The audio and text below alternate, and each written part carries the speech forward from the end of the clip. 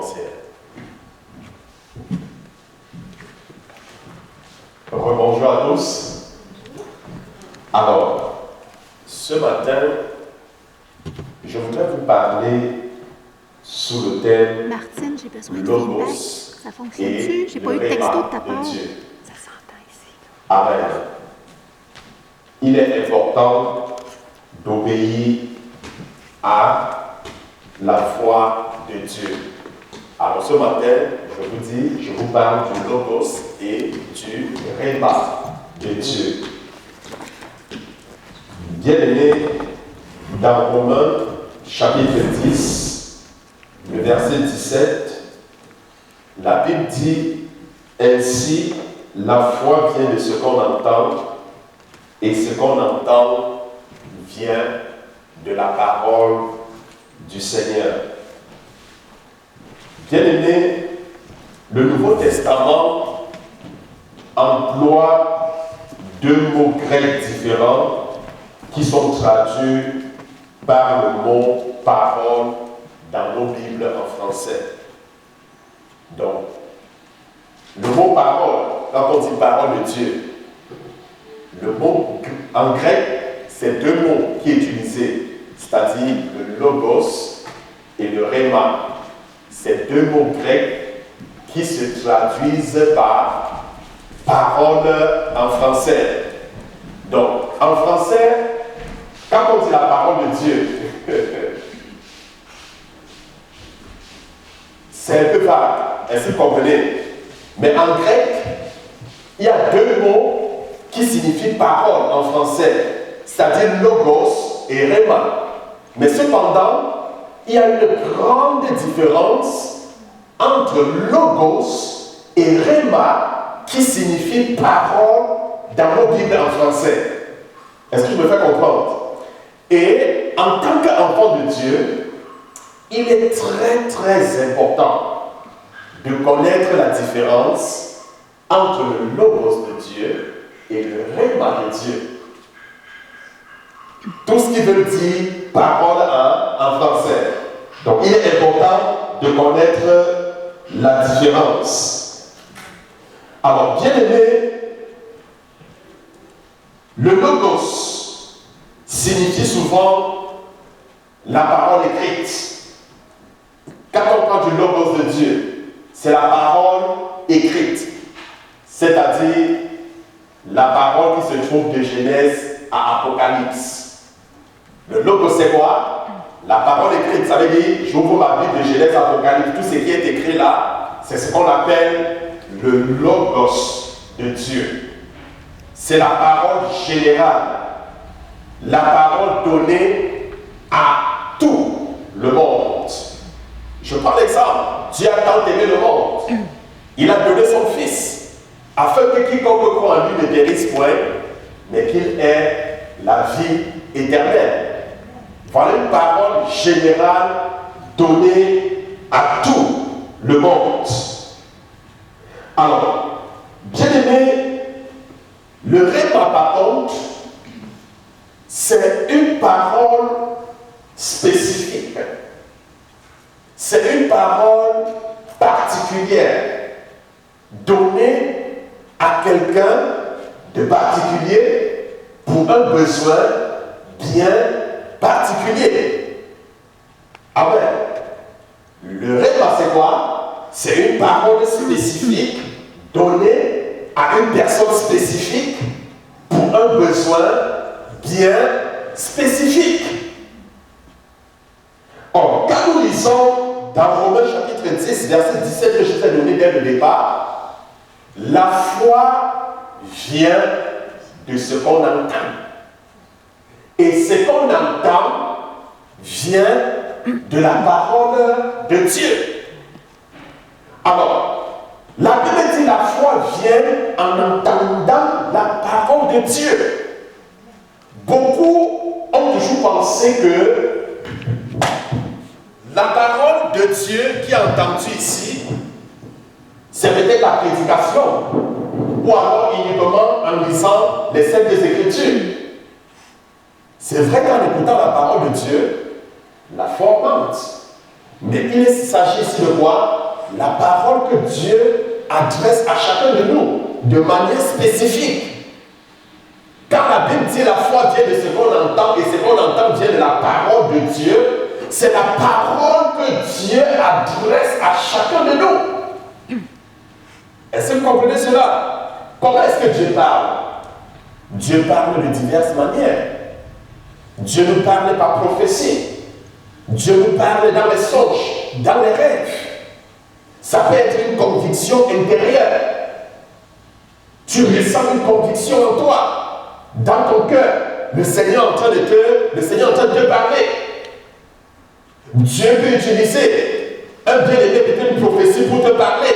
Tu peux méditer ta Bible, comme nous méditons souvent. Et l'esprit, il y a un passage où ton esprit se focalise. Dieu est en train de te parler sur ce verset. Est-ce que vous comprenez? Donc Dieu parle de diverses manières. Il parle de manière diverse. Bien-aimé, Jésus a dit dans Matthieu chapitre 4, le verset 4, Jésus dit, il est écrit. Quand il dit il est écrit, il s'agit de quelle parole? Il est écrit. Il s'agit du logos ou du réma? Logos. Il s'agit du logos. Il est écrit, l'homme ne vivra pas seulement de pain, mais de toute parole. Parole ici c'est quoi? De toute parole qui sort de la bouche de Dieu. Il s'agit de quelle parole? Le réma. Il s'agit de quelle parole? Il s'agit du réma. Ma prière c'est que, avant la fin de cette prédication, vous soyez en mesure de différencier le logos et le réma de Dieu. Amen. Écoutez les paroles de Jésus. L'homme ne vit pas seulement de pain. Jésus dit, il est écrit. Quand il dit il est écrit, ça veut dire que c'est le logos. Ce qui se trouve dans la Bible, ça c'est le logos. L'homme ne vivra pas seulement de pain, mais de toute parole qui sort de la bouche de Dieu. La parole qui sort ici, c'est quoi? C'est le réma de Dieu. C'est la parole spécifique. C'est la parole destinée à une personne bien spécifique. Est-ce que je me fais comprendre? Alors, quand il dit par exemple, dans Éphésiens, je prends l'exemple, prenez aussi l'épée de l'esprit, qui est la parole de Dieu. L'épée de l'esprit qui est la parole de Dieu. Je vous pose la question. Est-ce que vous pouvez utiliser Genèse à Apocalypse comme épée de l'esprit? Nous savons que l'épée de l'esprit, c'est la parole de Dieu, c'est une arme. Hein? La parole de Dieu est une arme, n'est-ce pas? C'est une arme à la fois offensive et défensive. Ça veut dire que la parole de Dieu nous permet non seulement de nous protéger, mais en même temps de pouvoir attaquer nos ennemis. Est-ce que vous comprenez? Bon, maintenant, la Bible dit quoi? La Bible dit, ça c'est-à-dire, dans l'art du combat spirituel, l'apôtre Paul nous présente des armes de Dieu. Il dit, revêtez-vous des armes de Dieu. Il dit, prenez le casque du salut, prenez la courage de la justice, prenez aussi l'épée de l'esprit, qui est quoi? La parole de Dieu. Alors, je vous pose la question. Dans le combat spirituel, quand je suis face à l'ennemi, face à un problème, je vais me servir de la parole de Dieu. Est-ce que je peux utiliser de Genèse à Apocalypse comme étant l'épée de l'esprit? Oui. Alors si oui, combien de fois tu as utilisé et puis ça n'a pas marché?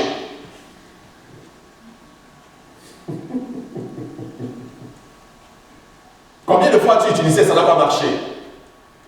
Tu as souvent été face au problème. Hein?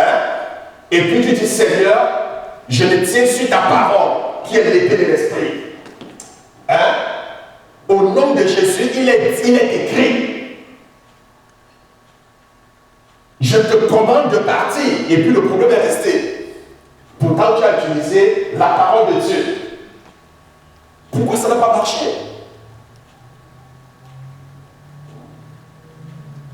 Dieu dit ton temps n'est pas mon temps. Mon temps n'est pas ton temps. Ça, c'est une autre chose. Ça, c'est une autre réponse. ça peut ne pas être le temps de Dieu, mais je suis dans une situation où c'est le temps de Dieu, où le Seigneur vient agir. Amen. Regardez dans Matthieu chapitre 4, lorsque Jésus, après avoir jeûné 40 jours, 40 nuits, la Bible dit quoi? Il fut transporté au désert par l'Esprit et le diable le tenta. Le diable lui dit, si véritablement tu es le Fils de Dieu, ordonne à quoi? À cette pierre de se changer en pain. Qu'est-ce que Jésus lui dit? Il est écrit. L'homme ne vivra pas seulement de pain, mais de toute parole qui sort de la bouche de Dieu. Et la Bible dit, le diable suivit encore Jésus. Ça veut dire quoi? Ça veut dire que Jésus utilisait la parole qui était l'arme. Mais il ne s'est pas débarrassé du diable. Le diable a continué à le suivre. Est-ce que je me fais comprendre? Nous sommes comme dans une bataille. Vous comprenez? C'est-à-dire, et l'arme que nous utilisons, c'est quoi? C'est la parole de Dieu. Le diable transportait encore et lui présentait encore une autre situation. Et Jésus lui dit, il est écrit. Et finalement, Jésus a touché ce qu'on appelle quoi? Le règne de Dieu. Lorsqu'il a transporté autour de la falaise, il lui a montré le royaume et il lui disant, si tu te prosternes et m'adores, je te donnerai toutes ces choses parce que cela m'a été donné et je donne à qui je veux. Et Jésus lui dit, dans une autre version, pas il est écrit, mais il lui dit, il est dit. Il est dit, pas il est écrit. Il est écrit, ça c'est la parole générale. Mais il lui dit, il est dit. Ça c'est la parole spécifique. Ce qui est dit à mon sujet, ce qui me concerne. C'est ça le règne de Dieu. Et la Bible dit à cet instant, le diable le lâcha, le diable s'enfuit. Est-ce que vous comprenez? Écoutez très bien. La Bible dit dans Matthieu, dans Ésaïe chapitre 55, le verset 10 au verset 11. Comme la pluie et la neige descendent des cieux. Est-ce que vous suivez? Comme la pluie et la neige descendent des cieux. Et n'y retourne pas sans avoir arrosé le sol, sans avoir fécondé la terre et fait germer les plantes, sans avoir donné de la semence aux semeurs et du pain à celui qui mange. Ainsi, en est-il de ma parole qui sort de ma bouche? Elle ne retourne point à moi sans effet, sans avoir exécuté ma volonté et accompli mes desseins. Écoutez bien la parole du Seigneur. Qu'est-ce qu'il dit? Il dit que, comme la pluie qui descend du ciel, elle ne peut pas remonter sans avoir arrosé le sol. Quand le sol est arrosé, les plantes poussent. Sans avoir arrosé le sol, sans avoir donné la semence au semeur, Dieu dit, il en est de même de la parole qui sort de sa bouche. Il dit que la parole qui sort de sa bouche ne revient jamais à lui sans avoir accompli sa volonté, sans avoir exécuté son dessein, sans avoir accompli le but pour lequel elle est sortie. Est-ce que vous comprenez? Dieu dit quoi? Que la parole qui sort de sa bouche, il s'agit de quelle parole? C'est le réma. Le réma de Dieu ne manque jamais. Parce que c'est une parole spécifique.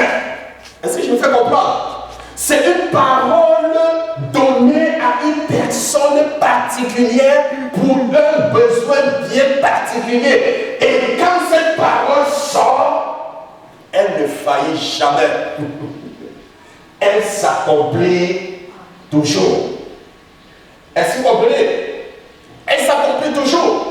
Dans Habakkuk, chapitre 2, le verset 2 au verset 3, qu'est-ce qu'il dit Habakkuk? Il dit, écrit cette parole, cette prophétie. Cette parole, il s'agit de quelle parole? C'est le réma. Il dit, c'est une parole dont le terme est déjà fixé. Si elle tarde à venir, attends. une parole qui s'accomplira. Elle s'accomplira et elle s'accomplira certainement.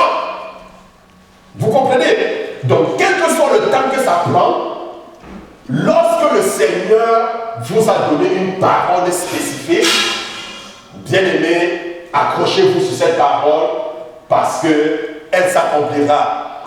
Elle s'accomplira certainement. Rien n'empêchera la parole de Dieu de s'accomplir dans ta vie. Amen. Quand Dieu dit quelque chose, qu'est-ce qu'il fait? Il accomplit. Il dit dans l'ombre que je ne suis pas un homme pour mentir, ni le fils de l'homme pour se repentir. Ce que Dieu dit, il accomplit. Ce qu'il promet, il exécute. Quand l'homme promet, moi-même je suis objet des promesses, je n'ai pas tenu. Je ne vous parle pas. Pas parce que je ne voulais pas parce que je ne pouvais pas. Souvent même parce que j'ai oublié.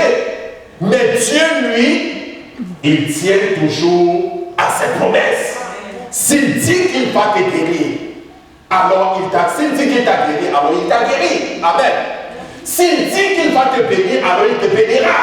S'il t'a promis l'élévation, alors il va te lever. S'il t'a promis un mari, alors il va te donner un mari. S'il t'a promis les enfants, alors il te donnera des enfants.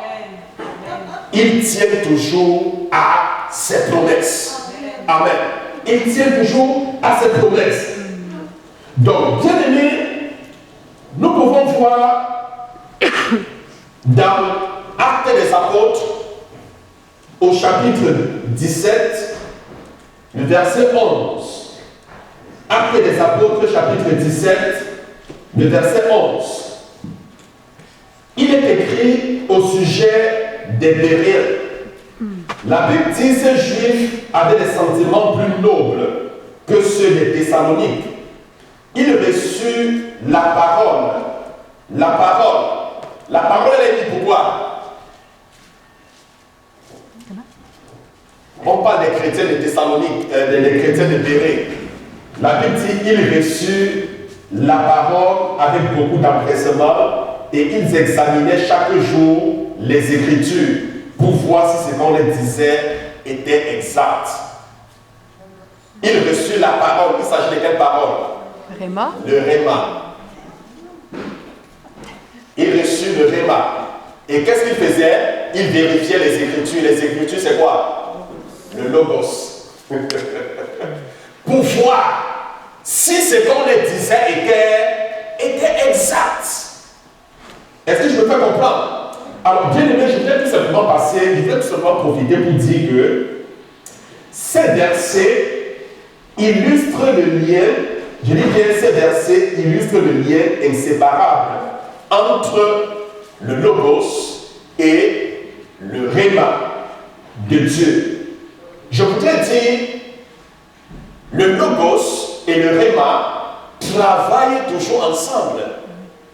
On ne peut pas séparer le Logos du Réma ou alors le Réma du Logos. Hein? C'est un peu comme les deux faces d'une monnaie. Hein? C'est une pièce, deux faces. On ne peut pas les dissocier.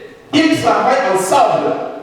Alors, bien aimé, j'ai envie de te dire que nous devons connaître les Écritures, c'est-à-dire le Logos, pour pouvoir juger si la parole, c'est-à-dire le Réma, que nous recevons provient du Seigneur ou alors d'une autre source. Je prends un petit exemple. Je prie, je reçois le Réma. Parce que comment est-ce qu'on reçoit le Réma?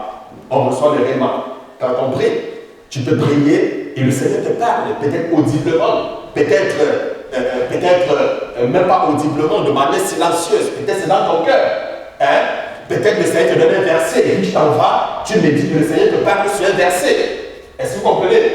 Peut-être c'est dans un songe, le Seigneur te parle dans un songe. Ça c'est quoi? C'est le Réma de Dieu. Et justement la Bible dit quoi? La foi vient en entendant la parole de Dieu. Souvent, ce qui pose problème, c'est quoi? Ce qui pose problème, c'est parce que nous n'agissons pas conformément à la parole de Dieu. Quand Dieu nous parle, nous n'agissons pas. Est-ce que vous comprenez? Or, c'est quand tu agis conformément à ce que Dieu t'a dit, que que tu enclenches la puissance de Dieu dans ta vie, que tu déclenches la puissance de Dieu dans ta vie, que sa puissance commence à se manifester dans ta vie. Tu dois toujours agir sur la base de la parole de Dieu. Pourquoi? Parce que la parole de Dieu ne ment pas. Si Dieu te parle, agis conformément à sa parole. Bon, maintenant, quand Dieu te parle, supposons que tu reçois un réma, je ne sais pas de quelle manière, peut-être conviction intérieure, peut-être par révélation, prophétie. Maintenant, il faut vérifier dans le logos, c'est-à-dire les saintes Écritures, la parole éternelle de Dieu, si ce que tu as reçu par prophétie, par rêve, par conviction intérieure, si c'est de Dieu ou pas. Est-ce que je me fais comprendre? Je prends un exemple. Tu ne peux pas venir dire que tu as rêvé, tu as eu une révélation, un ange de l'Éternel a apparu dans ton rêve et t'a dit de divorcer par exemple de ta femme. Je te dirais que ça ne vient pas de Dieu. Pourquoi? Parce que Dieu ne peut pas te révéler quelque chose et se contredire en même temps dans sa parole, dans les Saintes Écritures. Est-ce que vous comprenez? Alors je prends toujours les Saintes Écritures, le Logos, comme source de confirmation du réma de Dieu. Est-ce que c'est clair? C'est très très important. Donc comme je disais, on ne peut pas les dissocier. Le Logos et le réma de Dieu. C'est ce qui est arrivé aux chrétiens de Béret. Ils ont reçu le réma de Dieu, la révélation de Dieu pour eux. Alors ils sont allés consulter les Saintes Écritures, la Bible, le Logos, pour vérifier effectivement si ce qu'on leur disait venait de Dieu ou alors d'une autre source. Pourquoi? Parce que, bien aimé, écoutez bien, il y a 3 sources de révélation. Ça peut être la chair. Peut-être la source de ce que vous avez reçu, ça peut être la chair. Vous êtes mélangé avec la chair des émotions et puis vous avez cru que c'est Dieu qui vous a révélé, vous pensez la chair. Est-ce que vous comprenez? C'est pour cela qu'il est important d'aller vérifier la confirmation dans le Logos. La deuxième source, c'est un esprit mensonger. J'ai dit un esprit mensonger qui t'a révélé quelque chose de faux. Et nous voyons dans la Bible comment est-ce que les esprits mensongers agissaient.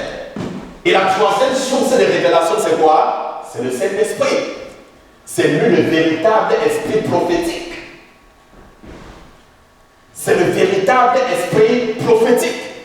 Donc, bien aimé, toujours vérifier si ce que nous recevons est conforme à la parole de Dieu. Alors, je vous disais, bien aimé, nous devons donc connaître les Écritures, c'est-à-dire le Logos, pour pouvoir juger si la parole, c'est-à-dire le réma que nous recevons provient du Seigneur ou d'un autre esprit. Donc, le Saint-Esprit, que je dis le réma et la Sainte Bible Logos sont toujours d'accord. Parce que toute révélation vient du Saint-Esprit. Est-ce que vous comprenez? Ça vient du Saint-Esprit. Jésus a dit, je vous enverrai le Saint-Esprit. Il vous révélera les choses à venir. Amen. Les choses cachées appartiennent à l'Éternel et les choses révélées appartiennent à ses enfants. Et l'Éternel Dieu dit quoi? Invoque-moi, je te répondrai. Je t'annoncerai les choses cachées, les choses que tu ne connaissais pas, les choses que tu ignorais, dit l'Éternel des armées. Est-ce que tu peux dire, les choses cachées appartiennent à l'Éternel et les choses révélées appartiennent à ses enfants? Est-ce que tu peux répéter cela? Et les choses révélées m'appartiennent. Amen. Alors invoque l'Éternel et il va te révéler les choses cachées. Gloire à Dieu. Il va te révéler les choses cachées, bien-aimé.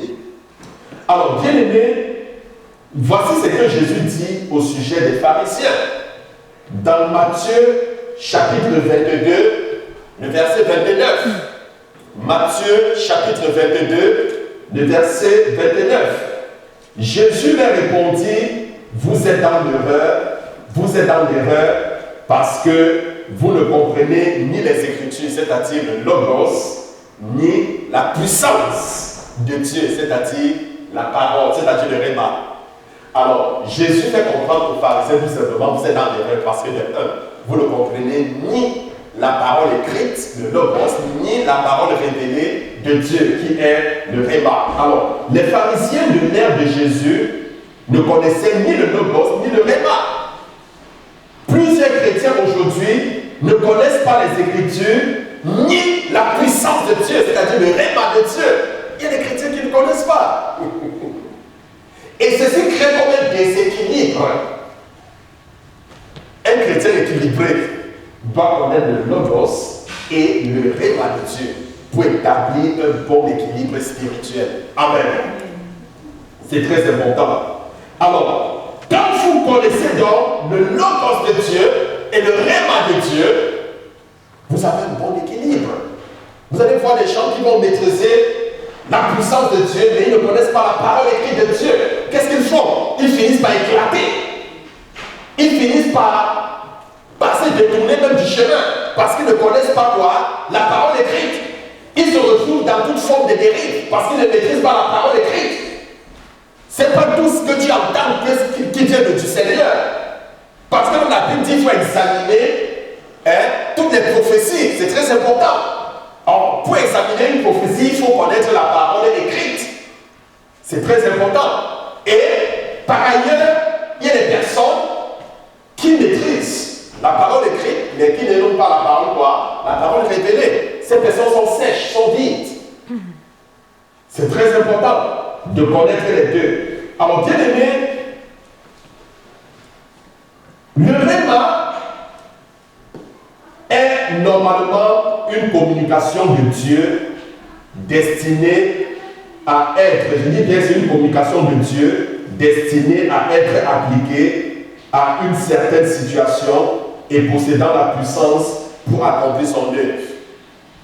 Quand le Réma de Dieu sort, elle a la puissance pour accomplir ce pourquoi elle est sortie. Quand la parole, quand Dieu libère sa parole spécifique, son Réma, il donne à cette parole le pouvoir d'accomplir ce pourquoi elle est sortie. Est-ce que vous comprenez? Elle a le pouvoir d'accomplir ce pourquoi elle est sortie. Parce qu'elle est remplie de puissance. Et elle ne peut donc pas retourner à Dieu sans avoir exécuté la volonté du Seigneur. Amen.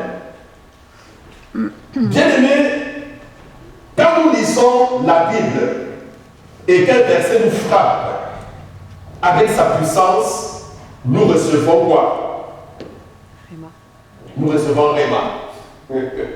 Quand tu lis la Bible et quel verset te frappe avec sa puissance, c'est quoi que tu reçois? En ce moment-là, tu es en train de lire le Logos, mais à partir du moment où la puissance de Dieu te frappe sur un verset, ça devient quoi? Ça devient un Réma pour toi. Ça veut dire que c'est une parole que Dieu voudrait accomplir pour toi. Et qu'est-ce que tu fais en ce moment? Tu te tiens sur cette parole pour prier. Tu réclames cette parole. Tu pries pour l'accomplissement de cette parole. Et cette parole devient quoi? Ça devient le pain de Dieu pour toi. Quand Jésus dit l'homme ne vivra pas seulement de pain, mais de toute parole qui sort de la bouche de Dieu. La parole de Dieu, c'est le pain quotidien. C'est la raison pour laquelle nous la méditons jour et nuit. Mais il faudrait qu'elle devienne pain pour toi. Le pain, c'est quoi? C'est un besoin. Quand nous levons le matin, nous savons, quand tu as faim, tu prends le pain, ça veut dire que c'est un besoin par rapport à un problème. Le problème, c'est lequel? C'est la faim. Tu as faim. Et tu prends le pain justement pour répondre à ce besoin. Et la parole de Dieu, c'est quoi? C'est notre pain. Ça veut dire que la parole de Dieu est là pour répondre à un besoin spécifique. Alors quand tu te lèves le matin et que tu médites, c'est pas tout ce que tu médites qui est pain pour toi. Parce qu'elle ne répond pas à tous mes besoins. C'est la raison pour laquelle il faut méditer avec l'Esprit de Dieu. Mais à partir du moment quand tu seras en train de méditer, la puissance de Dieu va te frapper sur un verset. Fais donc attention. Tu vois, ton esprit sera captivé par un verset pendant la méditation. Ah! Ça veut dire, c'est une parole spécifique que le Seigneur est en train de t'adresser. Amen. C'est un Réma pour toi. Et justement, cette parole contient la puissance pour accomplir la promesse de Dieu pour ta vie. Si elle parle sur cette parole, réclame-la et elle s'accomplira. Elle s'accomplira certainement. Amen. Gloire à Dieu. Alors, bien aimé, la parole Réma est quand nous prions pour recevoir la sagesse de Dieu ou pour une réponse de la part de Dieu pour un problème insoluble. Le Réma de Dieu, c'est quoi? C'est quand nous prions pour recevoir la sagesse de Dieu ou pour une réponse de la part de Dieu pour un problème insoluble. Et que soudainement, Dieu donne à notre cœur la solution d'une manière claire et simple. Tu as un problème, tu ne parviens pas à trouver la solution. C'est quoi le réma de Dieu? C'est quand tu pries pour avoir la solution et pendant que tu pries soudainement, Dieu met dans ton cœur une solution claire, une réponse claire, une réponse claire. Et c'est ça le réma de Dieu. Donc la parole réma est quand nous sommes au cœur d'une activité ministérielle par exemple et que soudainement nous avons l'impression de devoir prendre une action spécifique qui comme résultat produit une grande bénédiction. Je voudrais tout simplement donner un mot d'avertissement. C'est quoi le mot d'avertissement? Nous ne devons pas croire que chaque poussée d'impression ou sentiment est une parole réma. D'accord? Nous ne devons pas croire que chaque poussée d'impression ou sentiment, tu sens comme une poussée d'impression, sentiment, ce n'est toujours pas le réma. Amen. Parce qu'il faut faire attention, parce que souvent même la chair peut aller jouer là-dedans. Il faut vraiment être en esprit et puis confiné toujours dans la Bible. Hein? Dans le logos, la parole écrite, si ce que nous avons reçu vient de Dieu ou pas. Alors, aucune parole réma, comme je vous disais, bien aimé, ne sera contraire aux Écritures, c'est-à-dire le logos, qui est la parole éternelle de Dieu. Je prends un exemple. Si je suis malade, amen. Si je suis malade, je peux par exemple prendre ce verset dans 1 Pierre chapitre 2, le verset 24. Il dit si je suis malade, je peux prendre ce verset dans 1 Pierre. 1 Pierre chapitre 2, le verset 24. Et je lis par exemple en disant, lui, c'est-à-dire Christ, dont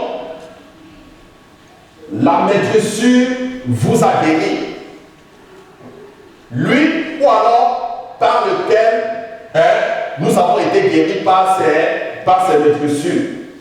La parole logos, c'est-à-dire ici logos, soutient mon affirmation que c'est la volonté de Dieu de me guérir. D'accord? C'est-à-dire je prends la parole de Dieu, je soutiens mon affirmation que c'est la volonté de Dieu de me guérir. Hein? Je ne sais pas si je me fais comprendre. Mais il est aussi possible que je ne sois pas guéri en lisant ce verset. Je peux prendre ce verset, je dis, oui, par ses maîtrisures, j'ai été guéri. Je suis guéri. Je soutiens donc cette affirmation de la volonté de Dieu de me guérir. Mais malgré le fait que je le dise, je peux ne pas être guéri. Est-ce que je me fais comprendre? Je peux ne pas être guéri. Je peux par exemple, il dit dans Exode par exemple de 15 et le verset 26, je suis l'Éternel qui te guérit. Je peux prendre ça pour soutenir comme quoi c'est la volonté de Dieu de me guérir. Et je peux le déclarer, Seigneur, tu dis que tu es le Dieu qui me guérit. Alors guéris-moi au nom de Jésus. Et tu peux nous être guéri. Bien même après avoir cité ce verset. Est-ce que je me fais comprendre? Je voudrais prendre un exemple très, très patent. Pierre et le paralytique. Pierre et le paralytique. Bien aimé, lorsque des Apôtres, chapitre 3, vous lisez complètement le chapitre 3, vous allez voir l'histoire que je suis sur le point de vous raconter.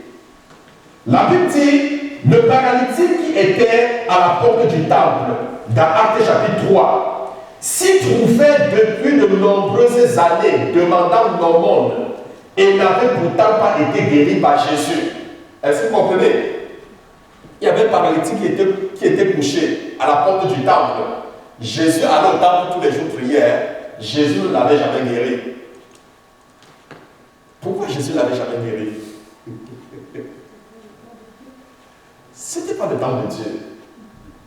Pourquoi les disciples allaient chaque fois là-bas prier? Pourquoi aller au temple prier? Pourquoi ils n'allaient jamais prier pour pousser le paralytique?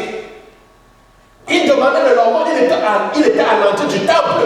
Les disciples lui donnaient l'aumône chaque fois. Et je peux parier que même Jésus lui a donné l'aumône. Parce qu'il allait aussi prier. Pourquoi? Oui, mais ça prend une parole spécifique. Ça prend un rhéma de Dieu. Est-ce que vous comprenez? La foi vient de quoi? Et ce qu'on entend vient de... Ça vient de la parole de Dieu.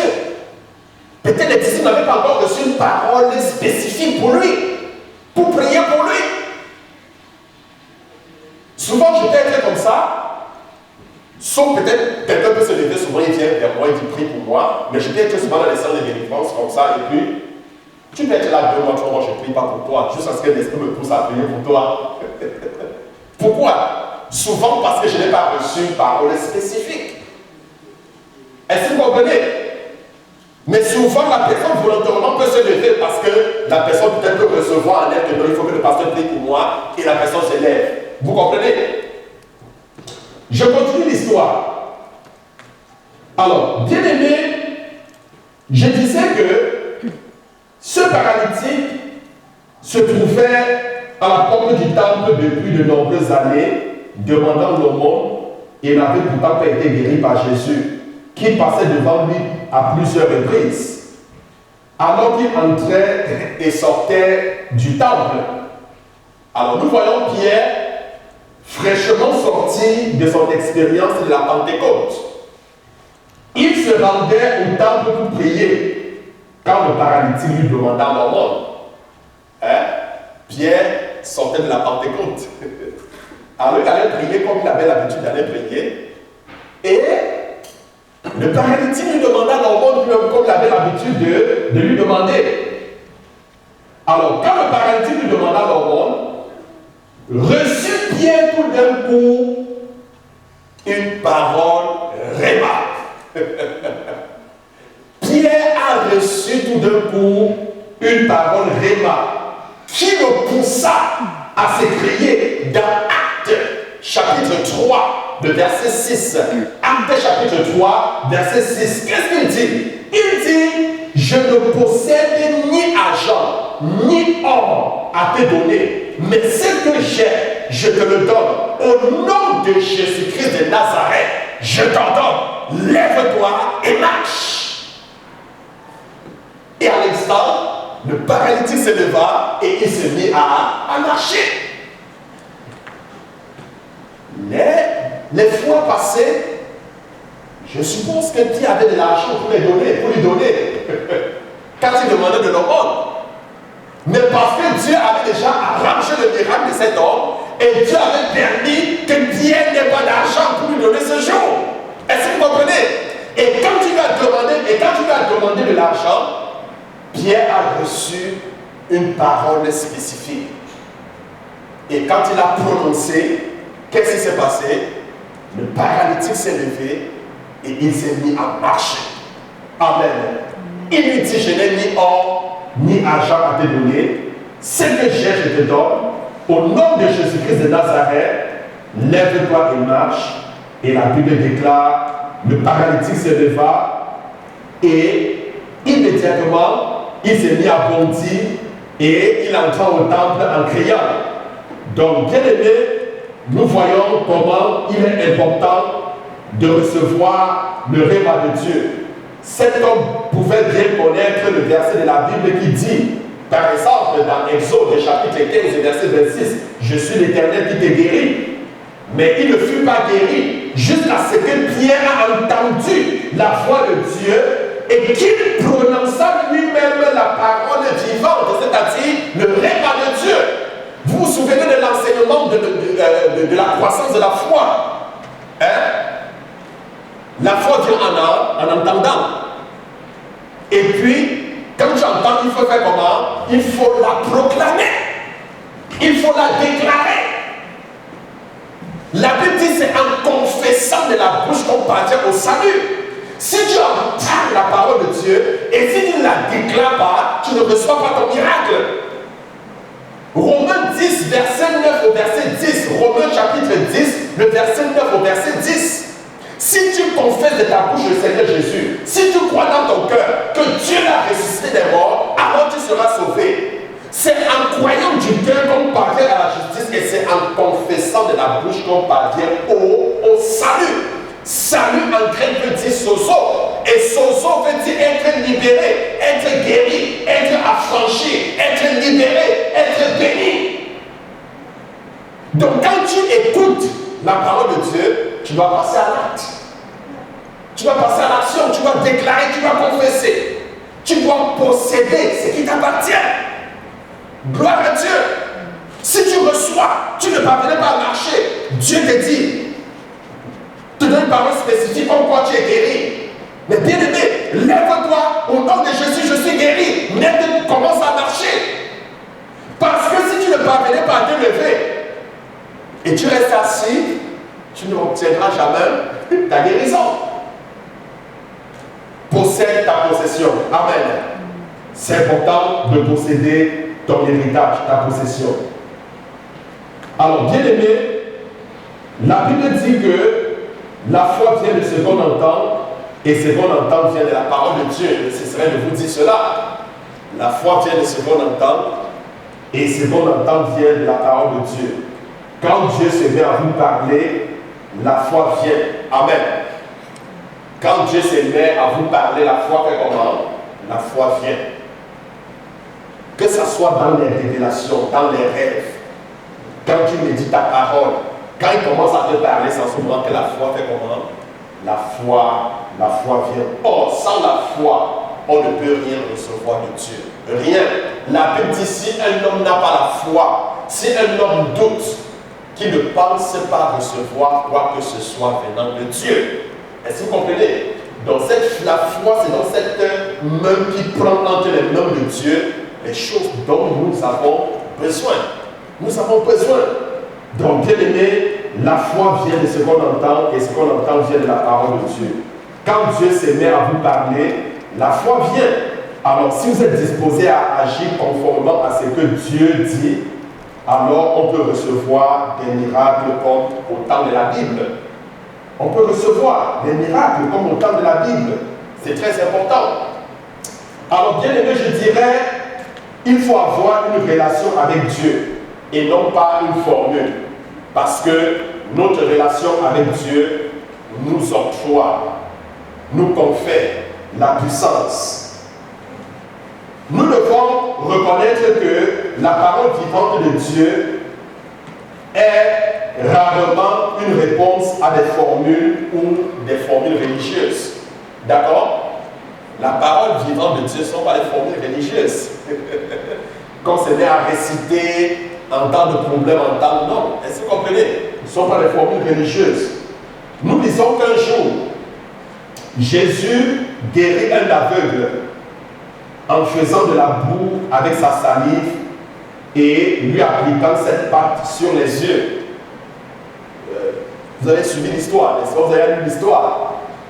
Il a vu un aveugle, qu'est-ce qu'il a fait? Il a pris la boue, il a mélangé avec la salive et qu'est-ce qu'il a fait?